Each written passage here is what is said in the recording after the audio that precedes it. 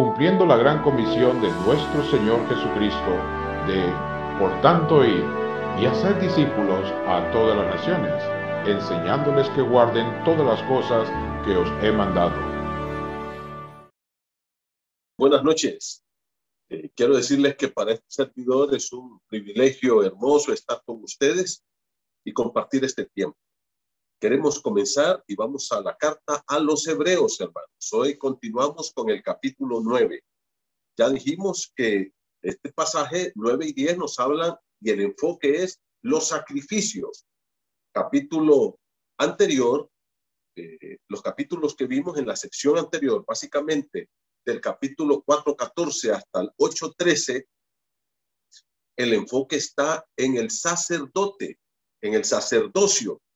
Entonces, la primera parte de la carta a los Hebreos, capítulo 1:1 hasta 4:13, nos dice que Jesucristo es la más perfecta, total y última revelación de Dios para el hombre.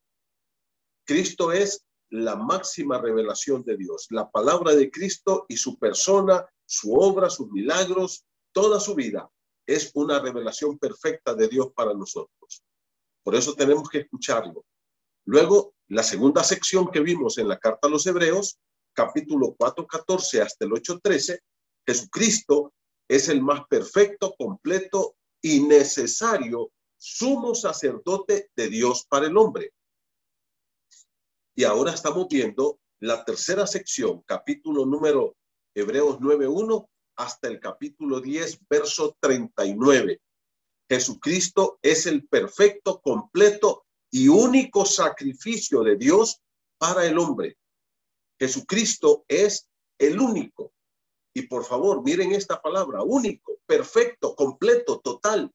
Con ese sacrificio que Él hizo, no necesitamos absolutamente nada más. Por tanto, mis queridos hermanos, prestemos atención a la enseñanza. Dijimos que Dios es santo. Nosotros decidimos voluntariamente darle la espalda a Dios y nos separamos de Dios y nos convertimos en pecadores. La pregunta es, ¿cómo el hombre pecador puede llegar a Dios? No puede, de ninguna manera.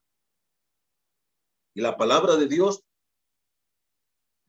nos dice claramente que el hombre está separado de Dios, sin posibilidad alguna de caminar con Dios, de volver a la intimidad con Dios, a la amistad con Dios, porque el hombre está perdido en sus pecados y Dios no tolera el pecado del ser humano.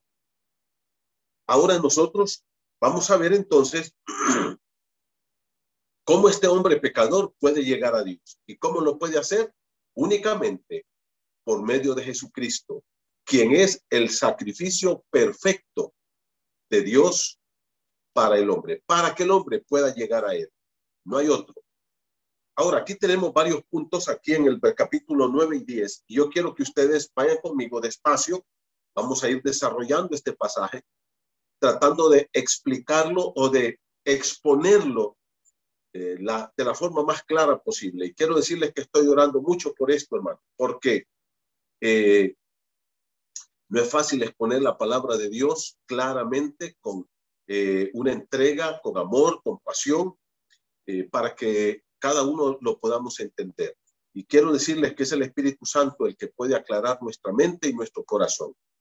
Entonces vamos a ver cuál es el tema que vamos a desarrollar en Hebreos 9 y 10. Jesucristo es el perfecto, completo y único sacrificio de Dios para el hombre. ¿Cuál es el enfoque? ¿Cuál es el énfasis? El sacrificio de Cristo. Comenzamos viendo el santuario terrenal del antiguo pacto, quien fue temporal y terrenal. El santuario del antiguo pacto, cuando hablamos del antiguo pacto, estamos hablando del pacto mosaico, de la ley. Fue temporal y terrenal. Mire conmigo los primeros 5 versículos, por favor. Ahora bien, aún el primer pacto tenía ordenanzas de culto y un santuario terrenal. El escritor comienza aclarando aquí que todo esto tenía que ver con asuntos de esta tierra. tenía que ver con lo que se hacía ahí en el tabernáculo que estaba ahí y que era hecho completamente de materiales que estaban aquí en esta tierra. Eran ramas de árboles, eran metales, eran telas, eran pieles de animales, todo era terrenal. Y mira cómo dice, comienza describiendo el santuario. Va a describir el tabernáculo que levanta Moisés y el templo que levanta Salomón posteriormente. Versículo 2 dice, porque el tabernáculo, este fue el que construyó Moisés, pero el templo era similar, solo que era mucho más grande, de oro, de materiales preciosos como madera fina, y de todas estas piedras hermosas, piedras preciosas. Y dice, porque el tabernáculo estaba dispuesto así. Y aquí comienza a describir lo que era el antiguo santuario, un santuario terrenal y temporal. Y dice, primero estaba el lugar santo. Bueno, acuérdense que él va a hablar solamente de la parte de adentro, porque la parte de afuera estaban los atrios que se llamaban, o los patios, que también tenían algunos objetos. Algunos era el patio de los hombres, el patio donde llegaban los sacerdotes para hacer los sacrificios. Ahí estaba también, acuérdense, la fuente donde el sacerdote se lavaba, se bañaba después de hacer los sacrificios, luego se cambiaba y entraba al lugar santo y al lugar santísimo. Ahora entonces, primero estaban los atrios en la parte de afuera, luego entrando un poquito más adentro, estaba lo que le llamaban el lugar santo. ¿Y qué había en el lugar santo? Dice que estaba el candelabro, ¿ustedes se acuerdan? Aquel que tiene 7 brazos, o 6 brazos y uno en el centro, que habla de la perfección de la luz de Dios, los 7 brazos iluminando para adelante, para atrás, para los lados, para todos lados. Ahora, la palabra de Dios dice que ahí estaba el candelero. Luego, ¿qué dice? Que estaba la mesa de los panes de la proposición. Era una mesa donde los sacerdotes diariamente ponían pan fresco ahí, porque así lo requería Dios. Versículo número 3 dice, tras el segundo velo, había una cortina. El velo aquí es una cortina muy gruesa, mis hermanos, tal vez de unas 2 pulgadas, hecha de pieles de animales, bien elaborada. Y dice, estaba la parte del tabernáculo llamada el lugar santísimo. Esa era la parte más adentro. Estaban los atrios afuera, el lugar santo, y al fondo estaba el lugar santísimo. El lugar santísimo básicamente tenía el arca del pacto, aunque aquí dice que estaba el incensario de oro. Es que ese estaba pegadito a la cortina y algunos decían está en el lugar santo, otros en el lugar santísimo. Pero dice, y el arca del pacto, el arca, hermanos, es una caja. Ese es el arca, es una caja que tenía más o menos unos 2,5 pies de largo por ancho y más o menos una cajita. Era de madera. Esa caja estaba forrada de oro completamente por dentro y por fuera. Dice acá, versículo 4, el cual, el lugar santísimo, tenía un incensario de oro y el arca del pacto cubierta de oro por todas partes. Y aquí estaban en el arca del pacto el maná. O sea, cuando Moisés venía en el desierto, tomó una porción de maná y la puso dentro del arca. La vara de Aarón que reverdeció, ustedes recuerdan, después de aquella prueba donde Coré, Datán y Abirán se rebelaron contra Moisés y su liderazgo. Entonces Dios le dijo a Moisés que todos los príncipes traigan una vara. Y eran varas, hermanos, o sea, esos palos, bastones, como para sostenerse en el desierto. Y allí las pusieron en el tabernáculo y dice que al siguiente día entraron y la vara de Aarón había reverdecido. Y Dios le dijo, ese es el que yo he escogido. Y dice que echó renuevos, echó flores, echó almendras, echó fruto, todo echó. Y esa vara la agarró Moisés y la puso ahí en el arca. Y luego, ¿qué dice? Versículo número 4 al final, y las tablas del pacto, o sea, las tablas que Moisés bajó del monte y que las quebró, luego las tomó y las puso ahí en el arca. Y luego dice el versículo número 5, y sobre ella los querubines de gloria. Los querubines eran una especie de ángeles con sus alas extendidas sobre el arca. Y luego dice aquí, de las cuales cosas no se puede hablar ahora en detalle. Entonces, eso era el tabernáculo. Era una carpa hecha de tela, de pieles de animales, y de madera, y de ramas de árboles, y de piedras, y de piedras preciosas, de oro y de muchas cosas. Y dice la palabra, eso es el santuario antiguo, el santuario que era terrenal y que era temporal. Ahora va a describir los oficios del sacerdote en ese santuario temporal y terrenal. Mire usted los oficios entonces, ¿qué hacían? Versículo número 6 al versículo, 6 y 7 dice, y así dispuestas estas cosas, ya las describió, en la primera parte del tabernáculo, el lugar santo, y también en el atrio, entran los sacerdotes. Ahora, yo quiero que ustedes se fijen que aquí el escritor está usando un verbo en tiempo presente, entran.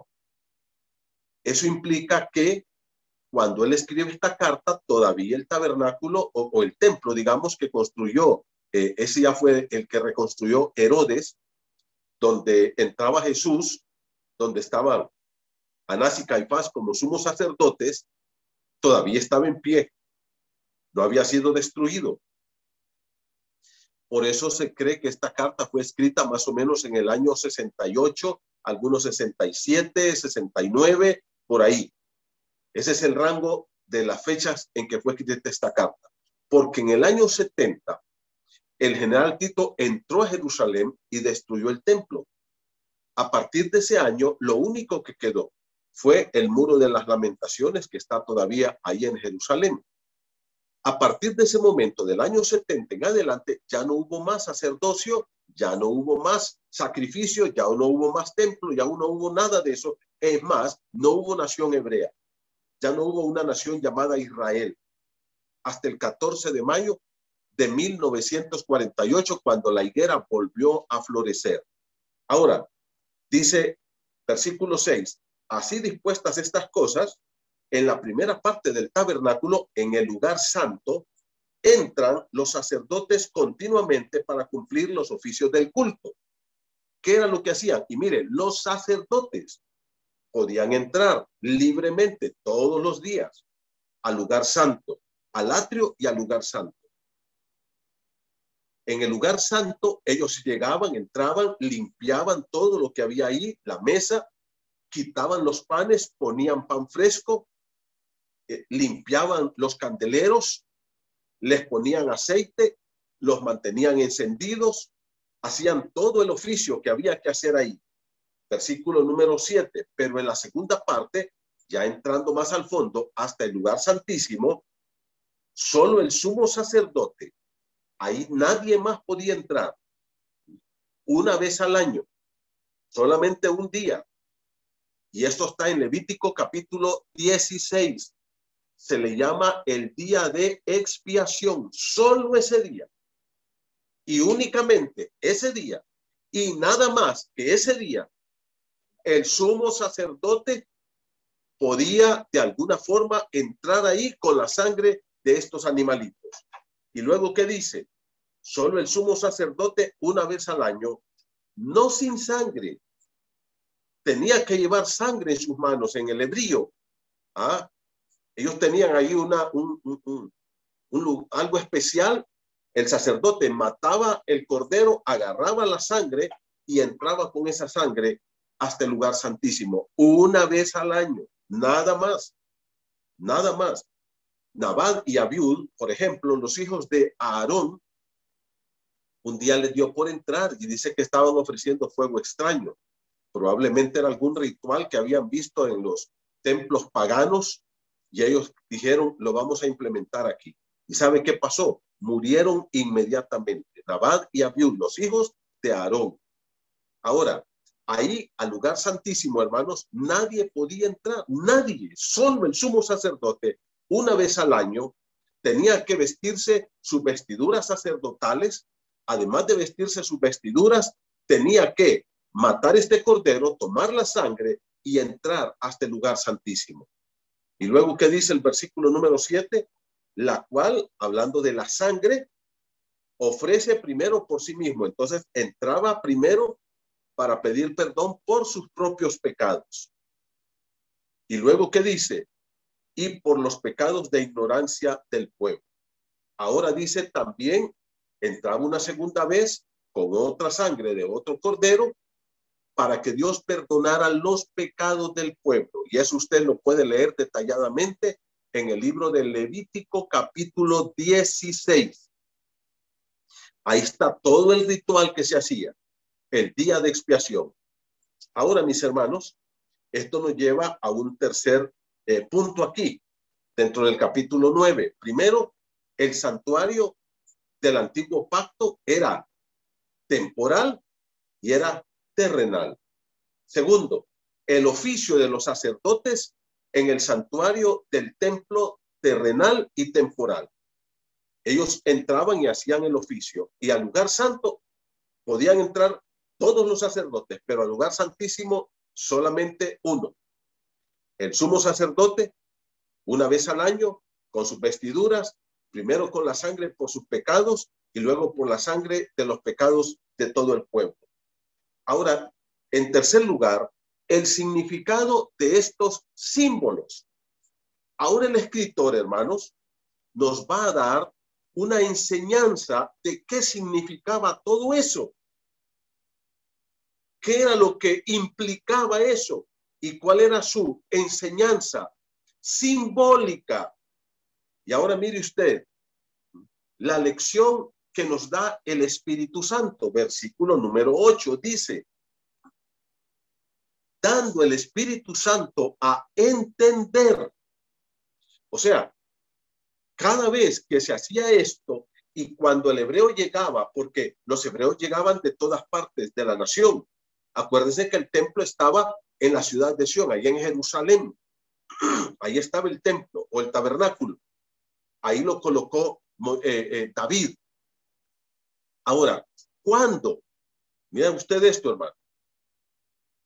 Los hebreos llegaban y miraban todo esto. Dice, el Espíritu Santo les estaba hablando a su corazón. Mire cómo dice, dando a entender el Espíritu Santo. Y esta palabra entender aquí, hermanos, es importantísima. La palabra entender en el idioma original del Nuevo Testamento quiere decir aclarar, ponerlo de la forma clara. Y fíjate que ahí es un presente participio que literalmente quiere decir dando a entender permanentemente. O sea, aclarándolo siempre. El Espíritu Santo estaba diciéndole a los hebreos, observen esto, solamente esto es terrenal y temporal. Esto es simbólico. Esto no es lo real. El Espíritu Santo dice que hablaba al pueblo con todo esto que ellos hacían ahí. Pero no solamente eso, hermano. Dice que el Espíritu Santo aclaraba permanentemente o enseñaba permanentemente o declaraba permanentemente el qué, que aún no se había manifestado el camino al lugar santísimo. ¿Qué había en el lugar santísimo? Estaba el arca. Pero en el lugar santísimo, hermanos, estaba la presencia de Dios, la gloria de Dios. Por eso a ese lugar nadie podía entrar. Nadie, absolutamente. Porque ahí estaba la presencia de Dios. Eso era lo singular de ese lugar. Eso era lo especial que tenía ese lugar. Por eso es que para entrar ahí había que entrar preparado. ¿Y qué dice? Mire lo que dice. Y a mí me llamó mucho la atención cuando estaba revisando este pasaje, porque literalmente dice así, se lo voy a leer. Dando el Espíritu Santo a entender constantemente o enseñando el Espíritu Santo permanentemente. Con esto que aún no se había manifestado o no se había dado a conocer o a revelar plenamente el camino a los lugares santos. Me gusta como lo dice en el griego. ¿Sabe por qué? porque primero habla en plural. Pero fíjese que si estuviera hablando de ese tabernáculo, al lugar santo podían entrar los sumos sacerdotes. ¿Se da cuenta? Dice literalmente que no se había manifestado, no se había revelado. ¿Qué dice aquí? Versículo 8. El camino hasta los lugares santos. Pero cuando habla ya de los lugares santos, está hablando de la misma presencia de Dios, del cielo mismo. Y ahora mire cómo dice, entre tanto que la primera parte del tabernáculo estuviese en pie. Pero luego, ¿qué dice? Mira, va a hablar de toda esta aparato religioso, o lo que yo llamo toda esta parafernalia. Parafernalia es todo lo que tenía que ver con ese culto.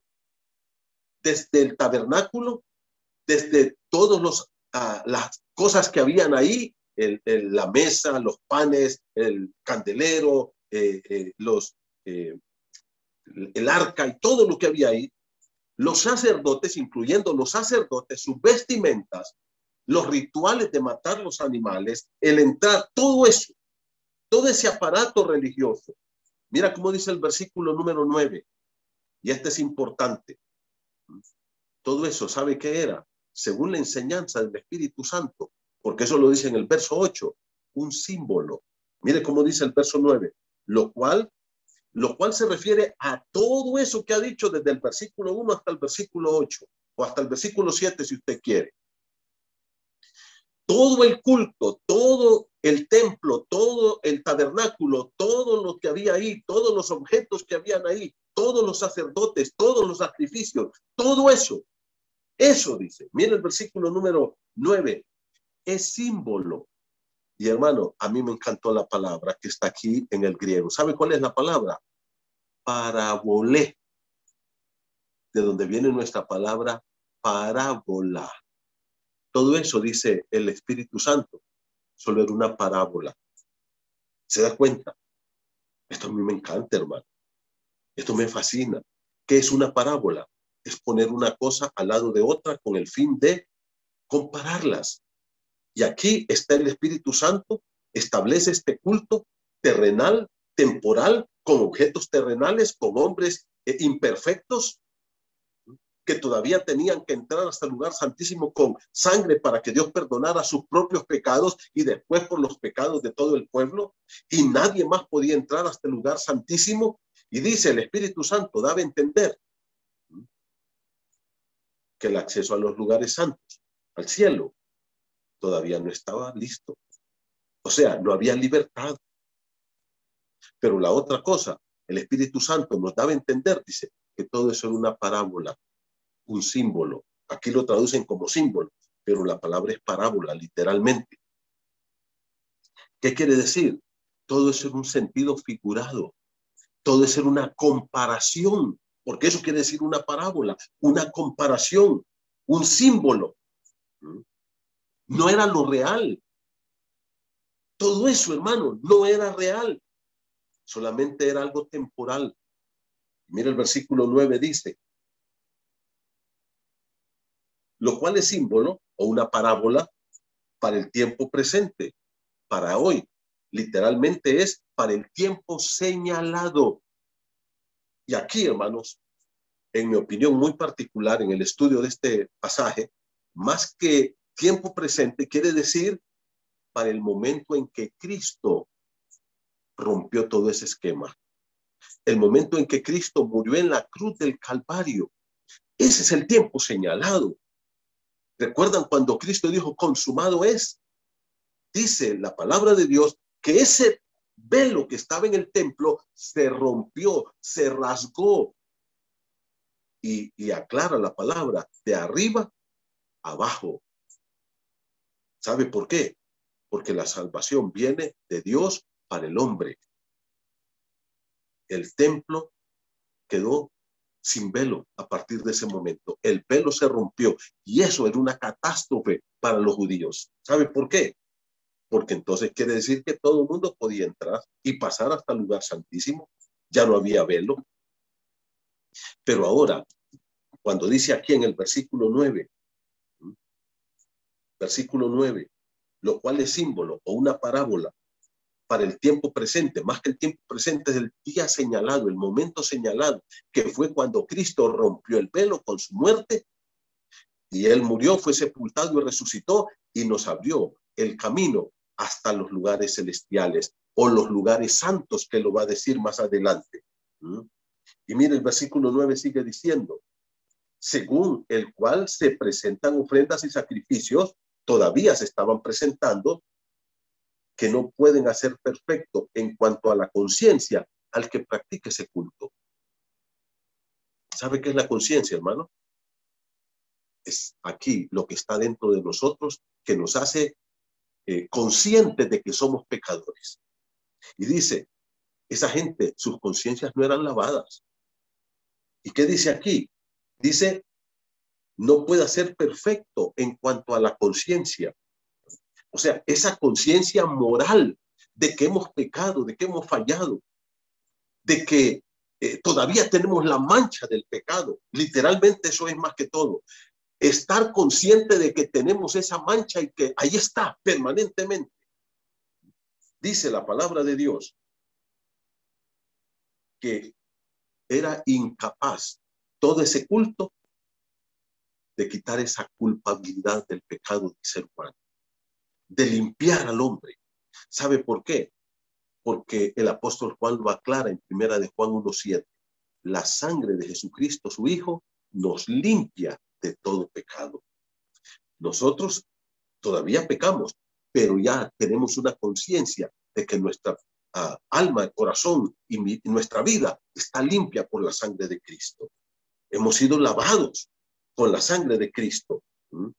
Y esto entonces, todo ese culto, hermano, solo era algo externo. Versículo número 10, mire cómo dice, ya que consiste todo ese culto, toda esa organización y todo ese aparato religioso solamente en comidas.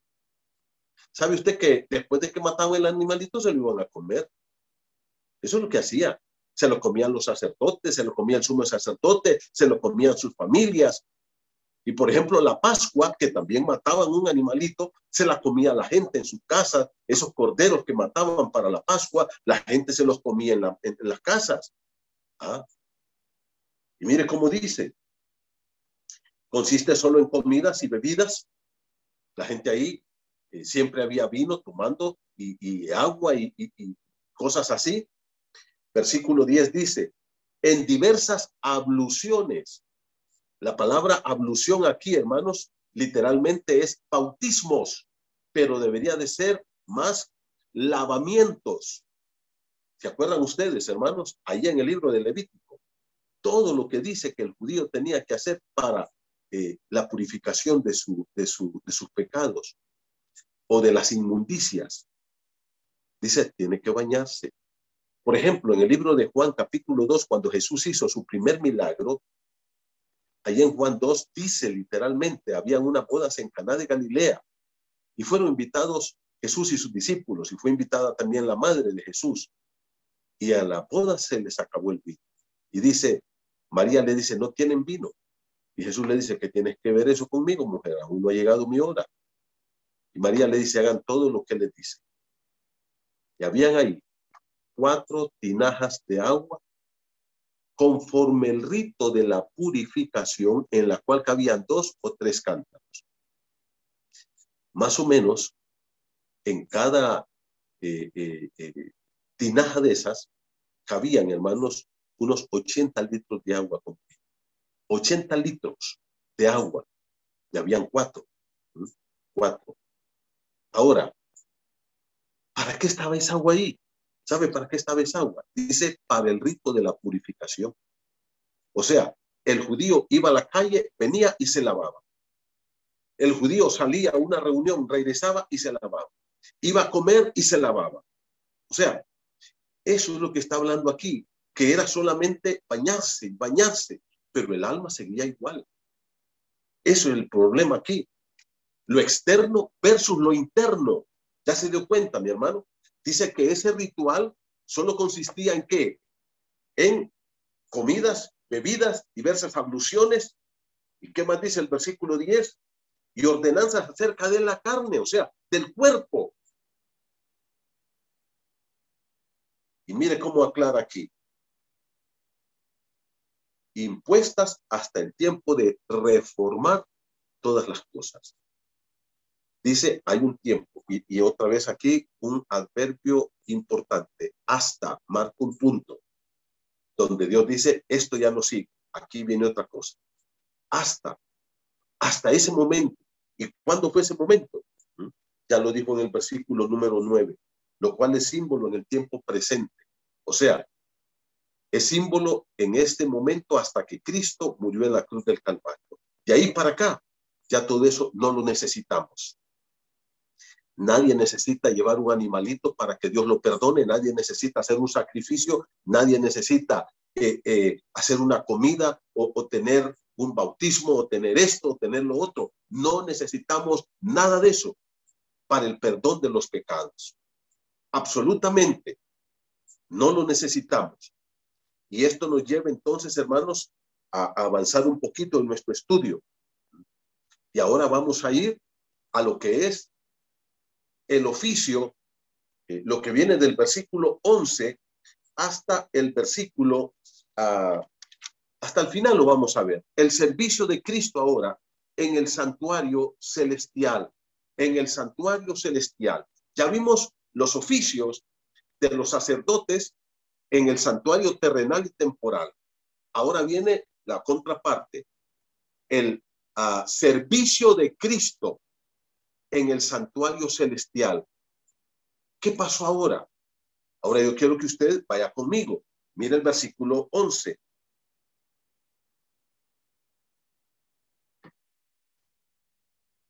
¿Ya se dio cuenta cuál es la primera palabra del versículo 11, mi hermano? Pero, conjunción adversativa. Esto era lo que se hacía aquí en la tierra.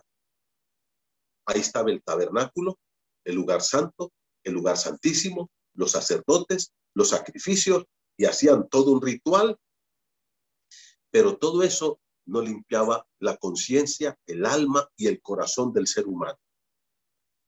El pecado continuaba y la conciencia moral del pecado seguía en la vida de las personas. Ahora, ¿qué dice? Todo era un símbolo.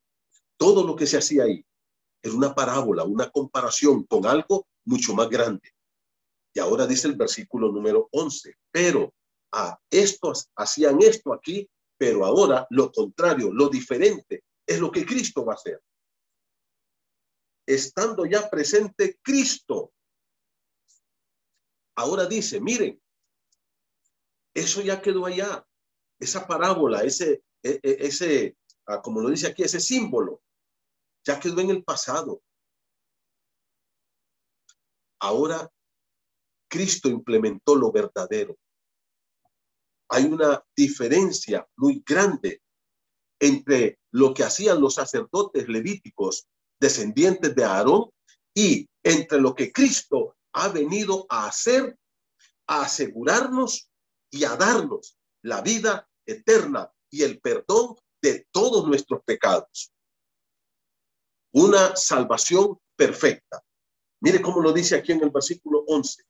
Estando ya presente Cristo, y enfatiza, sumo sacerdote, y a mí me gusta, de los bienes venideros. Hermano, escucha esto, por favor. Tú y yo estamos viviendo en un mundo temporal. Temporal. Tú y yo estamos pasando aquí como peregrinos. No arraigues tus pies en esta tierra, mi hermano. No amarres tu corazón a cosas terrenales. Por favor, nos espera algo mucho más grandioso. ¿Sabe cómo dice Pablo?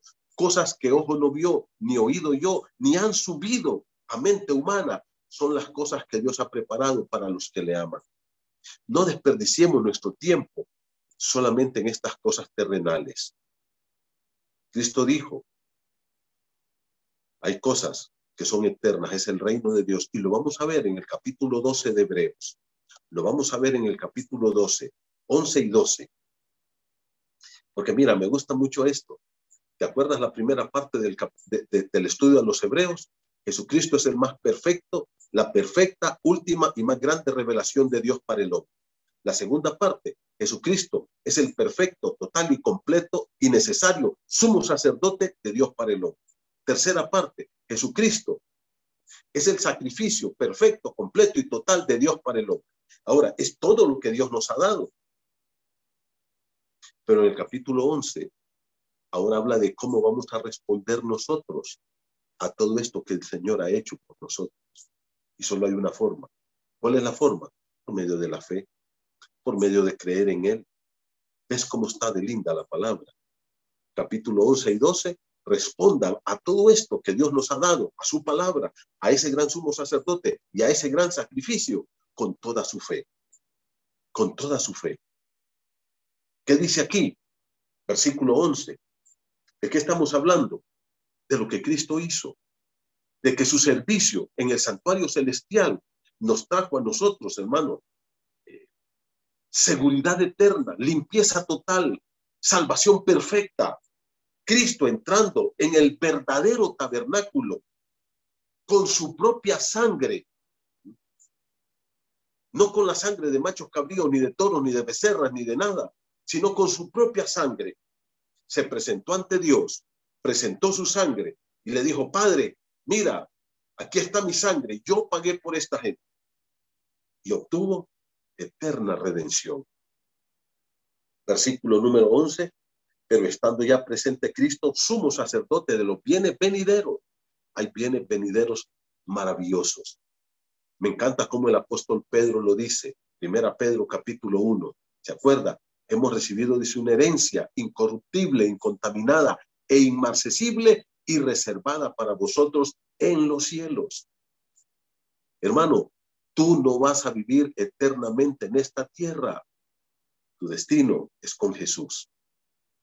Deja de estar pensando solo en lo terrenal. Buscad primeramente el reino de Dios y su justicia, y todas las demás cosas, todas las cosas que necesitamos van a ser añadidas. Y ahora mire cómo dice, versículo número 11, por el más amplio y más perfecto tabernáculo. La pregunta es, ¿a qué tabernáculo se refiere? Se refiere al cuerpo de Cristo. Y aquí lo califica como megas, o sea, el tabernáculo más grandioso y perfecto. La palabra aquí es telios, que quiere decir acabado, completo, que no le falta nada. Cristo, su cuerpo, es símbolo del tabernáculo, es el lugar santísimo, es la presencia de Dios. Él es el tabernáculo verdadero, no el tabernáculo que construyó Moisés o el templo que construyó Salomón. Dice que Cristo es el mega tabernáculo, o sea, el tabernáculo de tabernáculos de tabernáculos, lo más grandioso, lo más grande y más maravilloso de tabernáculos. Pero también es el más perfecto tabernáculo, el más completo y total. Dice, no hecho de manos, es decir, no de esta creación. Él está fuera de todo esto. Él no es un ser creado, como dicen algunas religiones. Versículo 12. Y no por sangre de machos cabríos ni de becerros, sino por su propia sangre. O sea, Él dio su sangre. Su sangre fue derramada en la cruz del Calvario, siendo perfecto, sin mancha, santo completamente. ¿Y qué dice? Versículo número 12. Entró una vez y para siempre en el lugar santísimo. Otra vez, es la misma construcción que está acá, atrás. ¿Cuál es la construcción? En los lugares santos. Por eso yo les digo, allá está, en los lugares santos. Y dice que hasta allá entró el Señor. Fue a la presencia del Padre. Y mire cómo dice al final del verso 12, obteniendo, la palabra obtener quiere decir tener absolutamente, tener completamente. ¿Qué obtuvo? Eterna redención. La palabra redención es litrosis y esa palabra quiere decir comprar en el mercado. Es pagar un precio. Él, a través de su sacrificio, pagó por nosotros en la cruz del Calvario. Él pagó por ti y Él pagó por mí. Y cuando Él paga y va hacia el cielo como nuestro gran sumo sacerdote, pero también como nuestro gran sumo sacrificio o sacrificio. ¿Qué dice? Él pudo obtener una salvación perfecta, eterna, completa.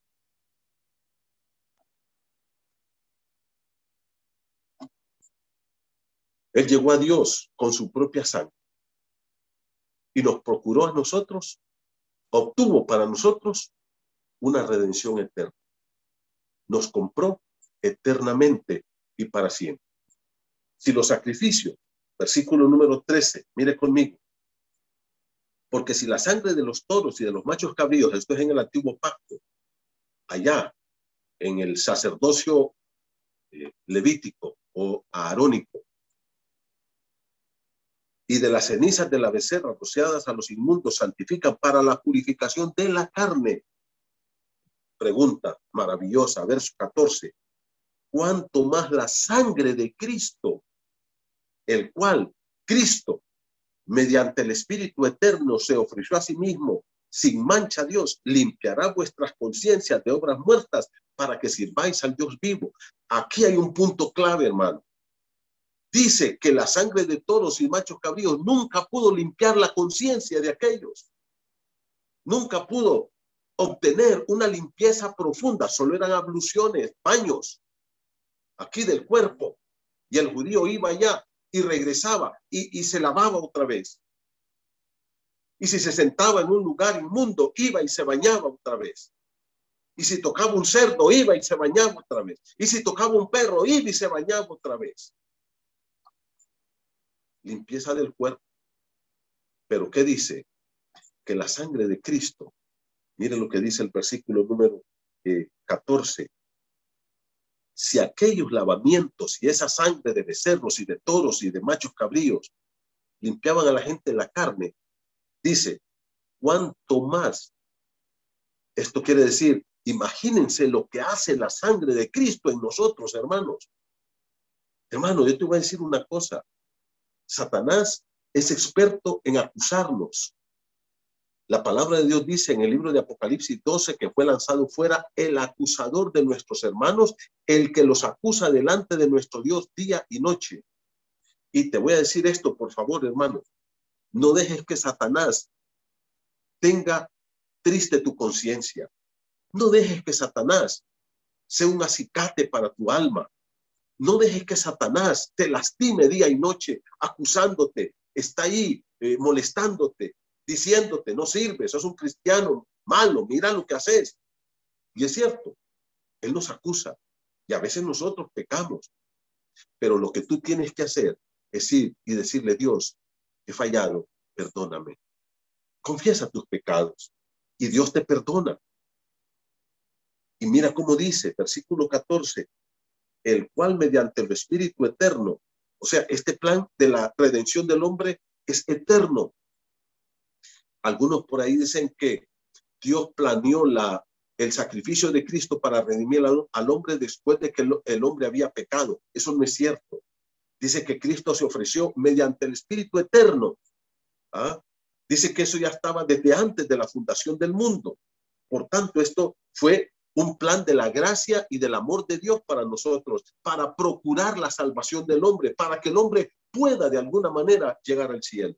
Solo por medio de Cristo lo puede hacer. ¿Y qué dice el verso número 14?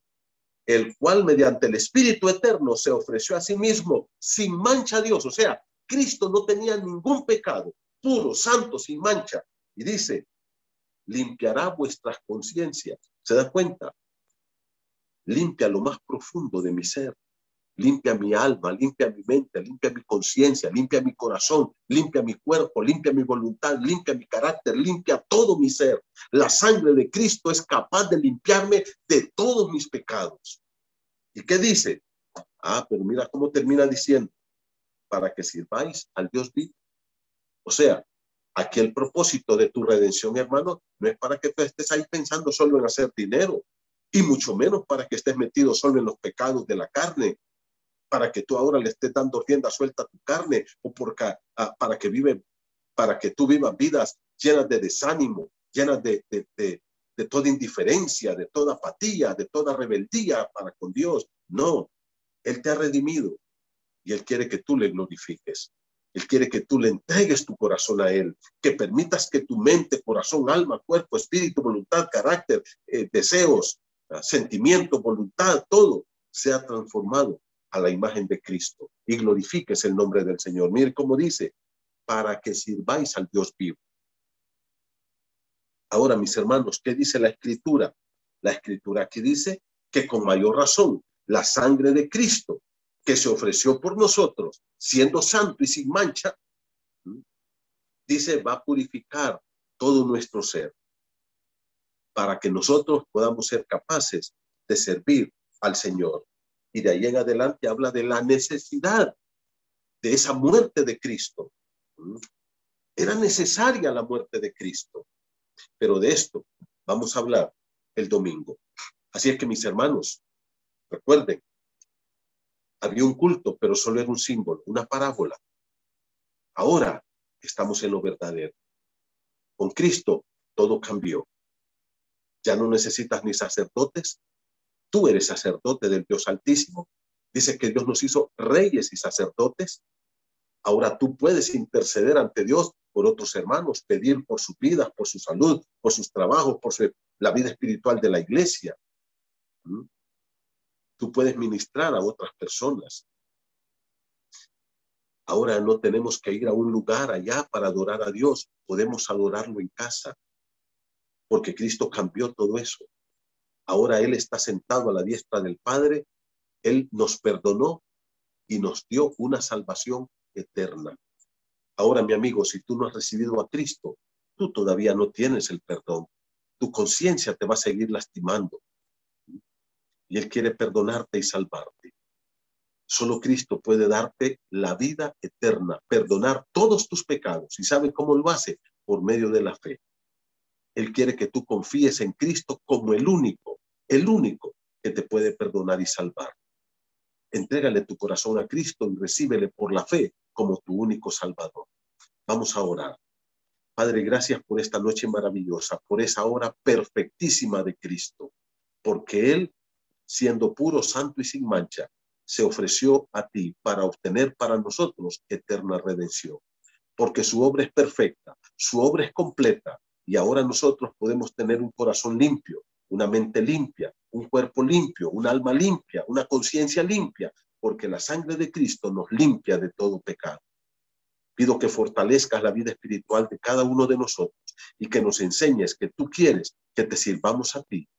Padre, que tú no nos has salvado para estar alejados de ti, para andar en vidas llenas de frialdad, de indiferencia, de apatía, de carnalidad, de materialismo y de tantos otros pecados escandalosos. Por favor, Dios, guarda nuestras vidas. Guárdalas en tu hueco, en el hueco de tu mano. Guárdalas en santidad. Y Padre, aquellos que no te han conocido, que puedan recibir a Cristo como su Señor y Salvador. Gracias por esta noche en el nombre de Jesús. Amén. Hermano, gracias. Que Dios te bendiga. Y no te olvides que el domingo vamos a tener nuestra reunión a las 10 en punto de la mañana, a las 10:30 de la mañana. Un gran abrazo. Que Dios me los bendiga.